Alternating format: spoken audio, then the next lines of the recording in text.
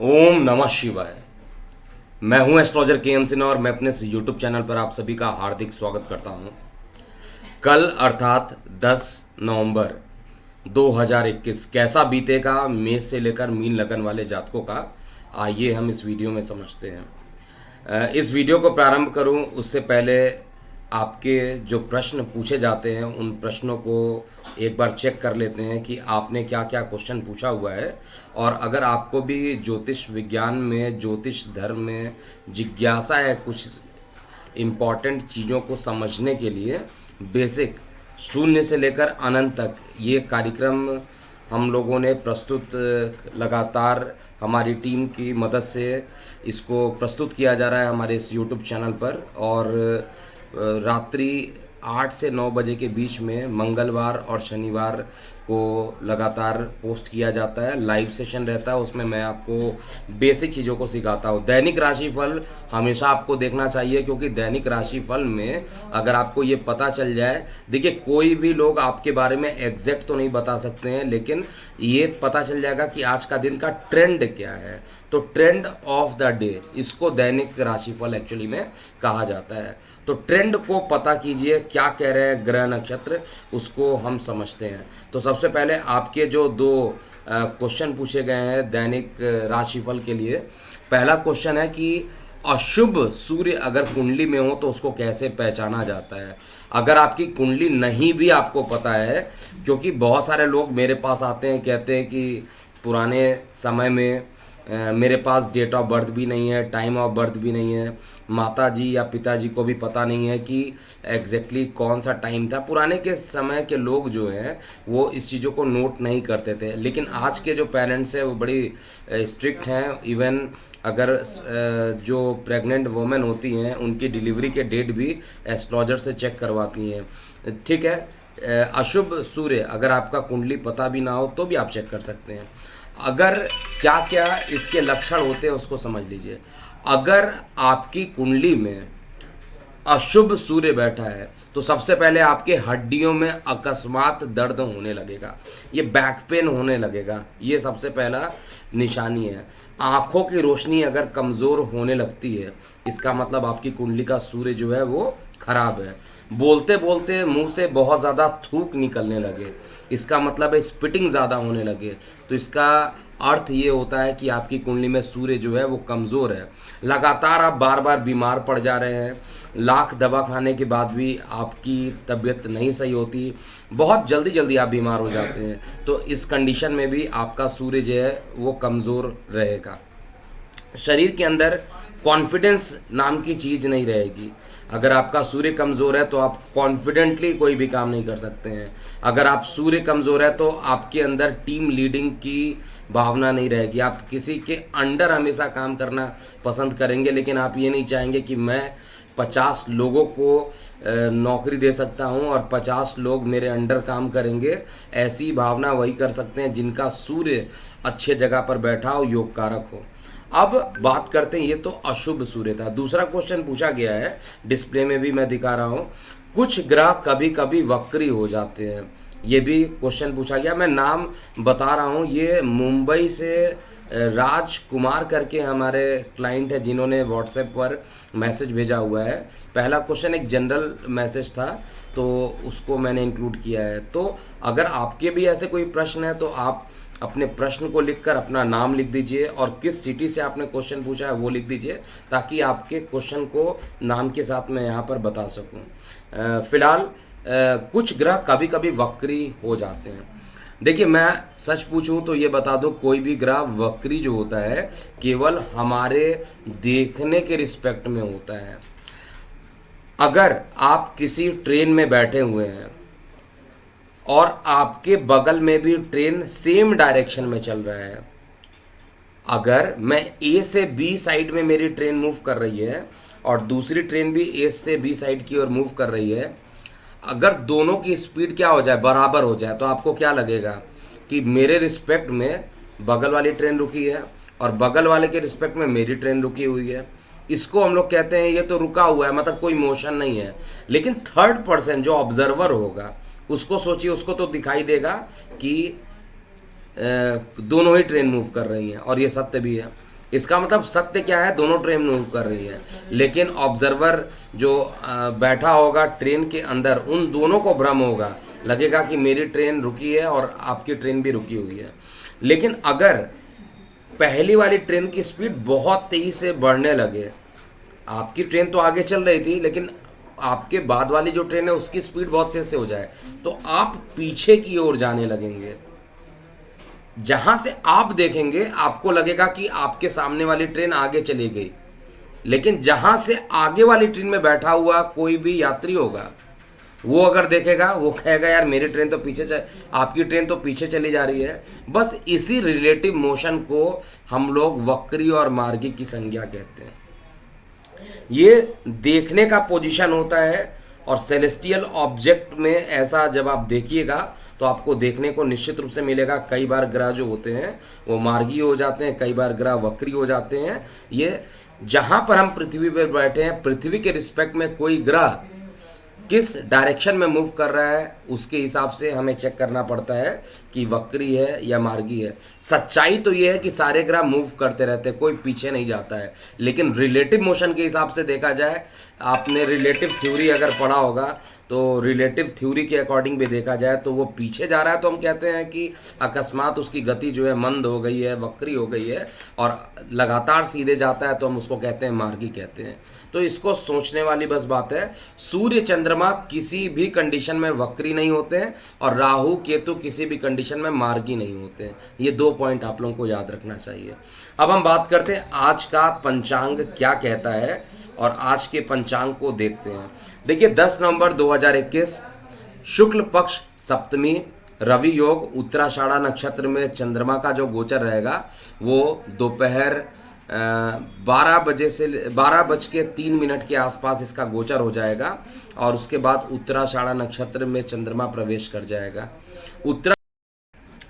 तो आज के पंचांग को देखते हैं। आज 10 नवंबर, बेटर होगा कल का पंचांग कहा जाए, 10 नवंबर 2021 और शुक्ल पक्ष की सप्तमी तिथि है, रवि योग है, और साथ में उत्तराषाढ़ा नक्षत्र में चंद्रमा का प्रवेश करेगा। पूर्वाषाढ़ा नक्षत्र केतु का नक्षत्र था जो कि मैंने कल बताया था, और अब जो नक्षत्र में चंद्रमा प्रवेश करेंगे उत्तराषाढ़ा नक्षत्र में करेंगे जो कि सूर्य का नक्षत्र है। और यहाँ पर प्रत्येक चीज़ें डिस्प्ले में जो दिखी है इसको आप हमारे कम्युनिटी पोस्ट से भी जाकर डाउनलोड कर सकते हैं, पढ़ सकते हैं। अब प्रत्येक लगन पर इसका क्या प्रभाव पड़ता है, चंद्रमा का सूर्य के नक्षत्र में जाने से क्या क्या प्रभाव पड़ेगा, आइए हम समझते हैं। तो समय ना वेस्ट करते हुए सीधे हम समझते हैं कि क्या प्रभाव पड़ने वाला है, और सीधा स्टार्ट करते हैं मेष लगन से। देखिए मेष लगन में चंद्रमा जो है मकर राशि में तो रहेगा, लेकिन उत्तराषाढ़ नक्षत्र में ये दोपहर 12 बजे के आसपास ये चेंज करेगा।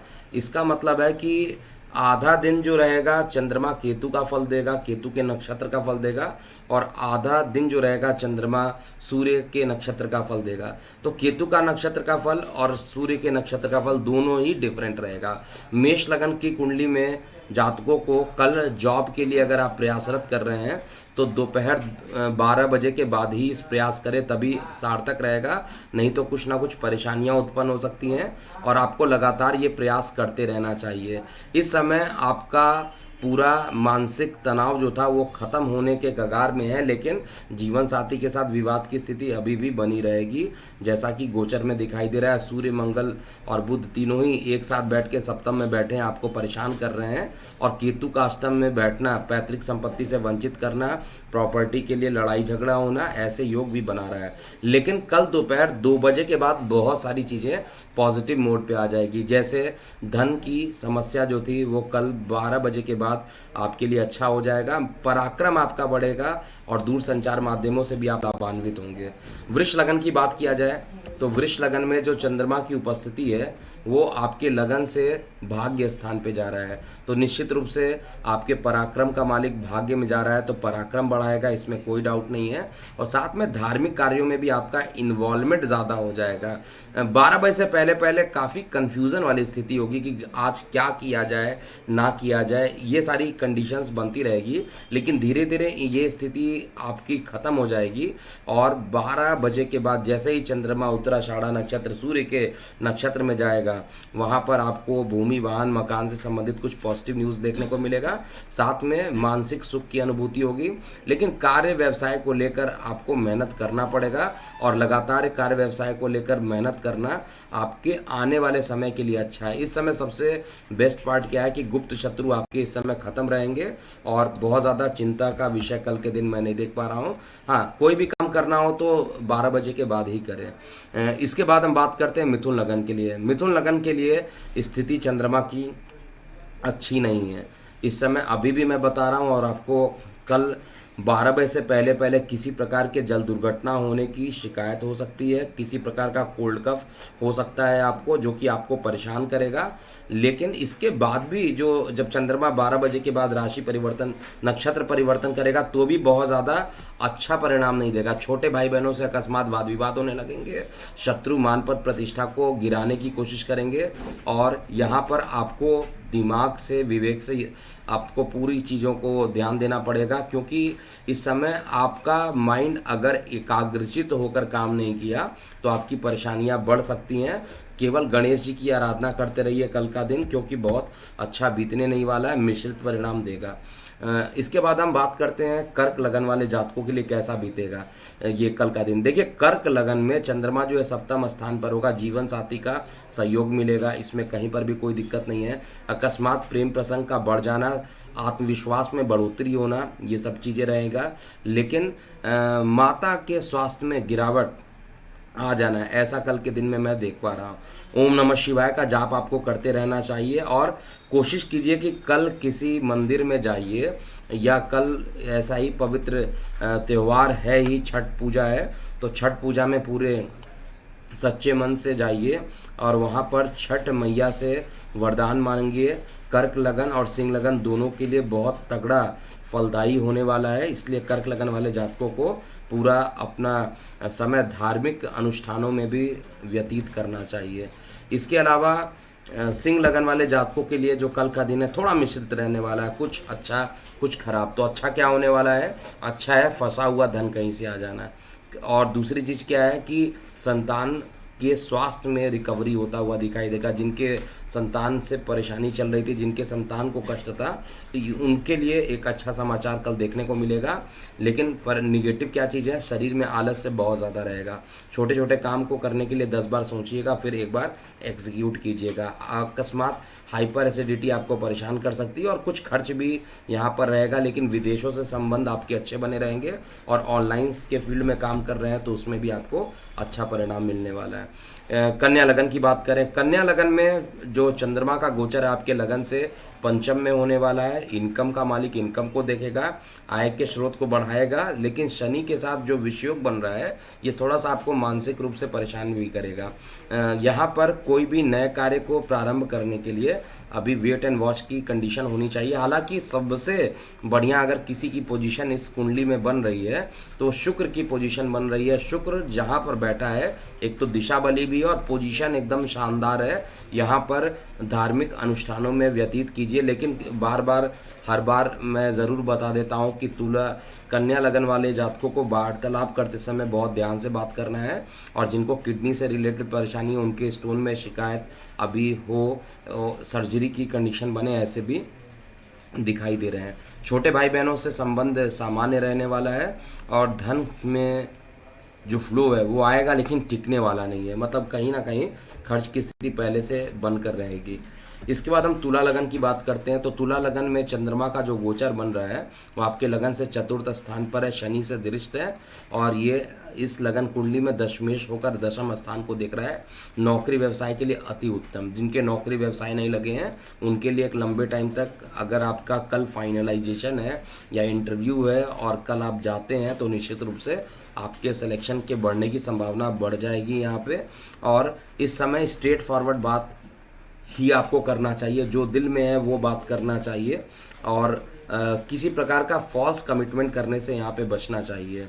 हालांकि पेरेंटल प्रॉपर्टी को लेकर, शेयर सट्टा, लॉटरी से लेकर आपको कल का दिन अच्छा दिखाई दे रहा है, लेकिन डिस्क्लेमर है, अपनी कुंडली का विश्लेषण करवा कर ही इसमें इन्वॉल्वमेंट हुई है, क्योंकि अकस्मात ये गोचर का फल है और गोचर का फल सभी के लिए एक ट्रेंड केवल बचा रहा है कि अच्छा रिजल्ट देगा, और इस ट्रेंड को ही आपको समझना है।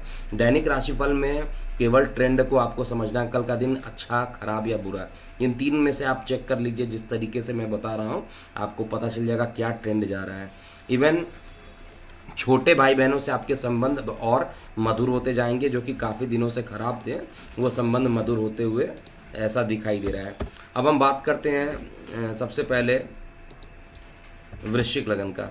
तो वृश्चिक लगन में देखा जाए तो चंद्रमा की जो उपस्थिति है वो आपके लगन से तृतीय भाव में छोटे भाई बहनों के स्थान पर है, और चंद्रमा पीड़ित भी है, तो कई बार डिसीजन लेने में कल के दिन में कई प्रकार की उलझनों का सामना करना पड़ सकता है। अकस्मात धार्मिक कार्यों में इन्वॉल्वमेंट भी रहेगा, लेकिन धार्मिक कार्यों में कुछ किसी प्रकार की दुर्घटना होने की संभावना है। बहुत संभाल कर धार्मिक अनुष्ठानों में टाइम स्पेंड कीजिए।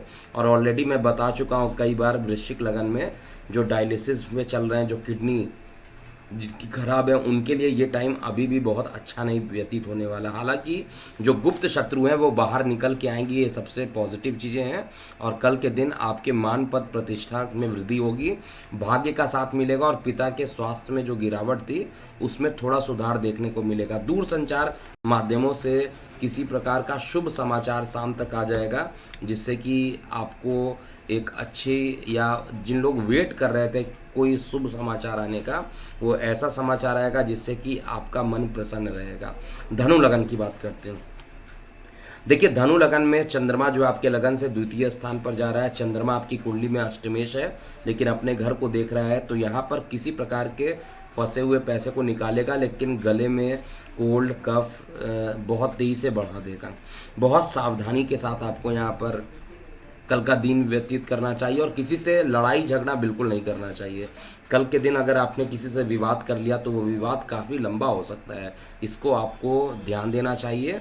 और साथ में एक पीले रंग का फूल आप विष्णु मंदिर में जाकर समर्पित कर दीजिए, या छठ पूजन कल है तो छठ पूजन में टाइम दीजिए थोड़ा, और वहाँ पर जाकर बैठिए, भगवान की आराधना कीजिए, और उसके बाद आपको जो निगेटिविटी है वो भगवान से प्रार्थना में बोलना चाहिए। इस समय विदेशों से भी कोई बहुत पॉजिटिव न्यूज़ धनु लगन में नहीं देख पा रहा हूँ कल के दिन, और शरीर में थोड़ा आलस्य की अधिकता भी हो सकती है। मकर लगन की बात करें तो मकर लगन वाले लोगों के लिए चंद्रमा की उपस्थिति, आपके लगन में बैठना, शनि के साथ लग्नेश भी लगन में, और साथ में आपका द्वितीयेश भी लगन, तृतीयेश भी लगन में है, और जो चंद्रमा है शनि का विष योग भी लगन में बन रहा है। जीवन साथी को किसी प्रकार का कोई कष्ट मिल सकता है, किसी प्रकार के पार्टनरशिप में कल अगर कोई डॉक्यूमेंट्स करना हो, साइन करना हो, और वो पार्टनरशिप से रिलेटेड हो, तो 10 बार आपको सोचकर इसको करना चाहिए, अदरवाइज कुछ परेशानियां उत्पन्न हो सकती है। इसके अलावा जो सबसे इम्पॉर्टेंट बात यहाँ पर है, नौकरी व्यवसाय को लेकर कल का दिन सामान्य रहने वाला है। प्रतियोगी परीक्षाओं में जो लोग छात्र सम्मिलित होना चाहते हैं, निश्चित रूप से सम्मिलित होइए, और इसमें सफलता की प्रोबेबिलिटी ज़्यादा बन रही है। कुंभ लगन की बात करें तो कुंभ लगन में जो सबसे इम्पॉर्टेंट चेंजिंग आने वाला है कल के दिन, खर्च की अधिकता अभी भी बढ़ेगी, और ये जो खर्च रहेगा वो आपके खर्च को बढ़ाने के साथ साथ गुप्त शत्रु भी बढ़ेगा।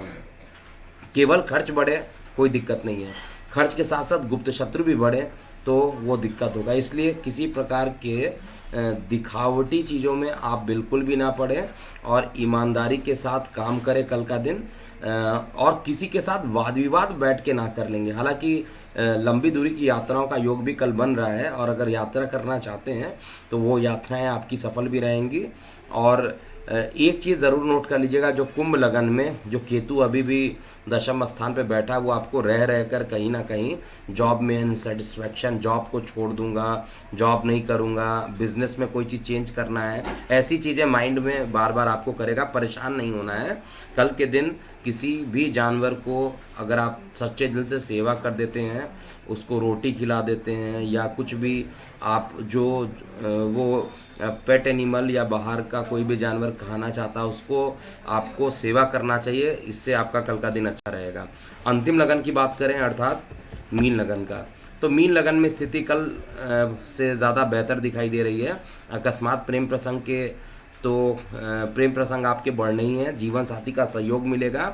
लेकिन वाणी जो है बात करते समय कटु वाणी अगर बोलिएगा तो परिवार में विवाद काफ़ी तेज़ी से बढ़ेगा। इस समय भी आपको बचना चाहिए।